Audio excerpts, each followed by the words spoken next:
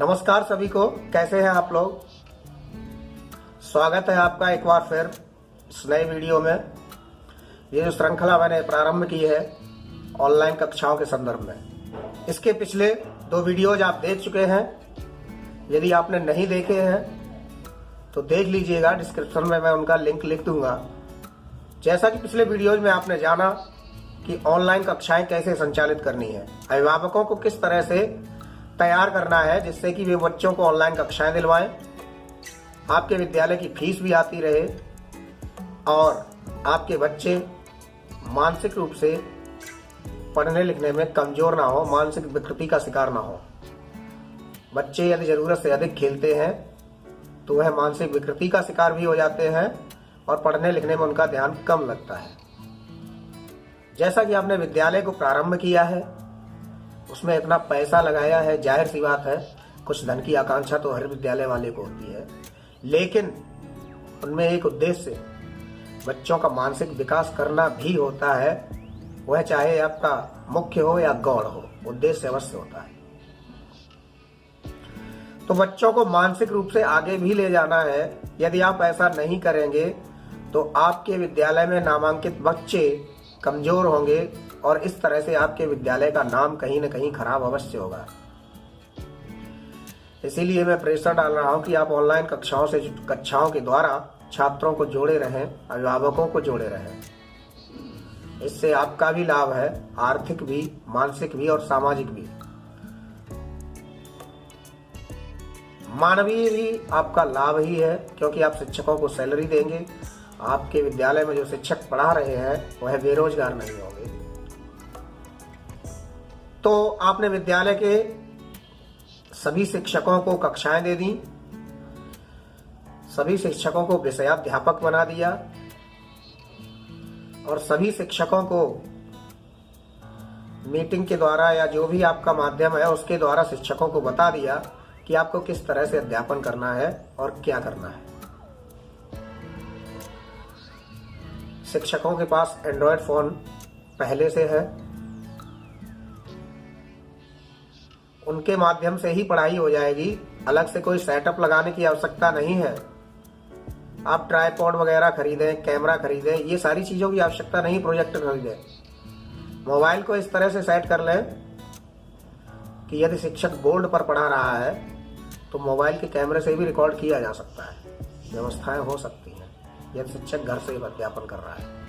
विद्यालय से कर रहा है तो फिर विद्यालय को वो व्यवस्था करनी पड़ेगी, ट्राइपॉड वगैरह खरीदने पड़ेंगे हर कक्षा के लिए, क्योंकि शिक्षक कक्षा में जाकर ही पढ़ाएगा। बोर्ड पर गणित का शिक्षक है या किसी अन्य विषय का शिक्षक है, वो कक्षा में जाकर ही बोर्ड के माध्यम से पढ़ाएगा। और जब बोर्ड के माध्यम से पढ़ाएगा तो ट्राइपॉड की आवश्यकता होगी।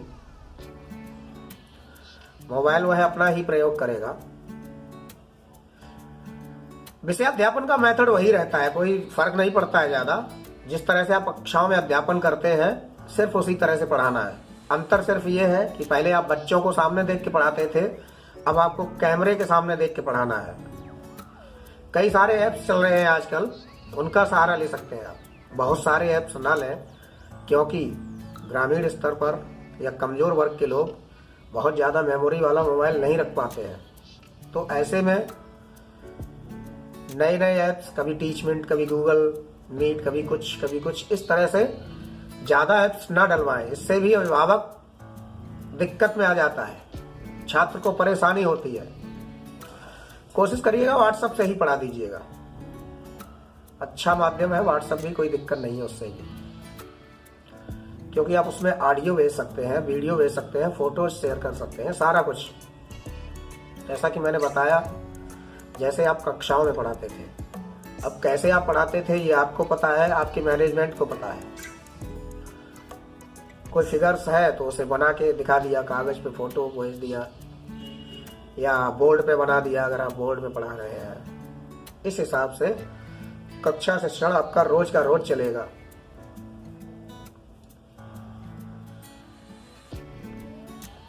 जैसा कि अभी सितंबर अक्टूबर में विद्यालय खुले थे, कई महीनों बाद छात्र विद्यालय आए थे। अब जब बच्चे का इतना गैप हो गया है पढ़ाई से, तो बच्चा पढ़ाई से बहुत दूर है। मानसिक रूप से इतना कमजोर है कि पढ़ाई के नाम से उसे डर लगता है। कई छात्र तो 8-8, 10-10 दिन विद्यालय नहीं आए थे, जबरदस्ती उनके अभिभावकों ने भेजा था, जो जागरूक अभिभावक थे। और जो गैर जागरूक अभिभावक थे उन्होंने तो नामांकन भी नहीं करवाया था, सोच रहे थे फीस ही बच जाए। अगर आप फीस बचाएंगे तो बच्चे का भविष्य नहीं बचा पाएंगे, ये निश्चित है। अभिभावकों को भी यह बात समझनी है। फीस हो सकता है आप 4 महीने की बचा लें, लेकिन अध्यापक और विद्यालय कोशिश करते हैं कि जो 8 महीने आपके बचे हैं उनमें 12 महीने की पढ़ाई हो जाए। किसी न किसी तरह से वो प्रबंध करते हैं और अभिभावकगण फीस बचाने के चक्कर में बच्चों के भविष्य पर तलवार चला देते हैं। अभिभावकों को भी इस चीज को ध्यान में रखना है कि बच्चों को स्कूल की तरह से ही पढ़वाना है। बच्चे को समय से जो समय सारणी प्रोवाइड कराई गई है उसी के हिसाब से बच्चे को मोबाइल के सामने बैठा देना है और उसे अध्ययन करने देना है, देखना है क्या करना है क्या नहीं करना है। अगर कहीं तो कोई दिक्कत आ रही है तो फोन के माध्यम से, व्हाट्सएप के माध्यम से आप विद्यालय के विषय शिक्षक से, कक्षा अध्यापक से, मैनेजमेंट से संपर्क करके पता कर सकते हैं किस तरह से क्या करना है। मैनेजमेंट ने टाइम टेबल बनाई है तो उसे सब पता होता है। और विद्यालय के अध्यापकों से भी आग्रह है कि अभिभावकों को अच्छा रिस्पॉन्स दें। तो जैसा कि मैंने बताया कि बच्चे मानसिक रूप से कमजोर हो चुके हैं। इतने महीनों की छुट्टी रही है, बच्चों ने क्या किया है? या तो वह खेले हैं, या उन्होंने YouTube पे कुछ वीडियोस देखे हैं, या वीडियो गेम्स खेले हैं। गांव के बच्चे हैं तो कभी गुल्ली डंडा, सत्तौना, कबड्डी, खो खो खेली है उन्होंने। तो हमें क्या करना है? बच्चों को उसी हिसाब से पढ़ाना है। सरकार ने अभी जोर दिया था जब अक्टूबर में विद्यालय खुले थे कि बच्चों को सबसे पहले मानसिक तौर से तैयार करना है। उन्हें खेल खिलाकर उनका मनोरंजन करके पढ़ाना है, न कि सीधे उन्हें किताब में घुसेड़ देना है। हाँ, मैं बात कर रहा हूं बच्चों के मानसिक लेवल की। तो कैसे पढ़ाना है, एक छोटा सा उदाहरण एक कविता के माध्यम से मैं आपको बताऊंगा। इस तरह से कोई नवाचार निकाल सकते हैं। अपने हिसाब से कोई भी गीत कहानी पढ़ने से संबंधित हो वो बना सकते हैं। बच्चे बहुत मजा लेंगे और बहुत अच्छे तरीके से पढ़ेंगे। बात कर रहा हूं मैं कुछ ऐसे बच्चों की जिनको ओलम आती है। ओलम आती है, छोटे बच्चों की बात हो रही है। जो बड़े बच्चों के शिक्षक हैं वो अपने हिसाब से देखें। बच्चों को ओलम यानी कि वर्णमाला आती है पूरी, मात्राएं बच्चों को पता नहीं है या भूल चुके हैं, कुछ भी है। अब उन्हें सीखना कैसे है? गीत के माध्यम से हम सिखाएंगे बच्चों को। कविता के माध्यम से 12 खड़ी आज हम सिखाएंगे। इस मेथड को अपनाएं, बच्चे आनंद लेंगे और अच्छे से सीख जाएंगे, ये निश्चित है। पहले उन्हें, जैसा कि आपको पता ही है, सुबो पली बच्चों को, छोटे बच्चों को जब सिखाया जाता है तो सुबो पली विधि से सिखाया जाता है। सु अर्थात सुनना, बो अर्थात बोलना, प अर्थात पढ़ना, उसके बाद लिखना। लिखना सबसे बाद में आता है। लिखना तो हम बाद में सिखा देंगे और पढ़ना भी सिखा देंगे। पहले उन्हें सुनना, जब हम कविता के माध्यम से गाएंगे बच्चे सुनेंगे। बोलना, फिर वो हमारे बाद उसे दोहराएंगे। जब वो हमारे बाद उसे दोहराएंगे तो उनकी समझ में आ जाएगा। सबसे पहले शिक्षक कहेगा, उसके बाद छात्र उसे रिपीट करेंगे। एक्टिविटी भी कोई दे सकते हैं, जो एक्टिविटी आपको सही लगे। सबसे पहले तो शिक्षक की यह जिम्मेदारी है कि बच्चों को छोटे आ से अनार, बड़े आ से आम, इस तरह से तो वो सीख चुके हैं। अब उन्हें अ आ इ के हिसाब से सिखाएंगे।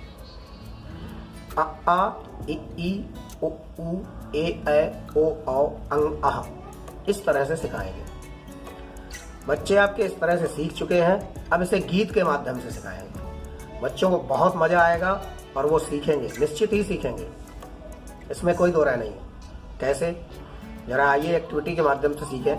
सभी बच्चों को खड़ा कर लीजिएगा। सभी बच्चे खड़े हो जाएं और एक्टिविटी के माध्यम से करेंगे हम लोग। मेरे साथ आओगे, बच्चे रिपीट करेंगे। मेरे साथ आओगे, नाचोगे, कूदोगे, मेरे साथ गाओगे। बच्चे बहुत मजा लेंगे। एक्टिविटी आप इसमें लगा देंगे। मेरे साथ आओगे, नाचोगे कूदोगे मेरे साथ गाओगे। आगे इसमें पढ़ाई जोड़ देंगे, बच्चों को मजा आ गया, बच्चे गाने लगे, इसमें पढ़ाई जोड़ देंगे हम।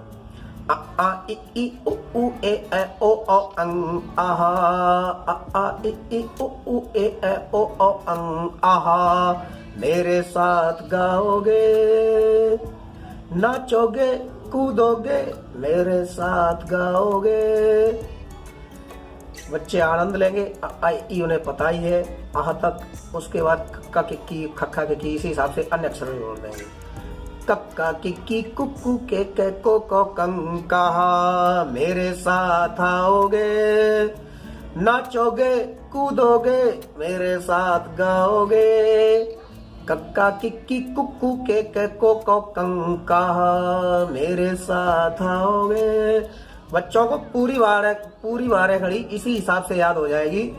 आनंद आनंद में वो सीख जाएंगे, और सीखने के बाद फिर उन्हें आप जब वो सुनना बोलना और पढ़ना सीख गए, अब आप उन्हें केवल क्या सिखाएंगे, लिखना और पढ़ना दो सिखाएंगे, सुनना और बोलना वो सीखे।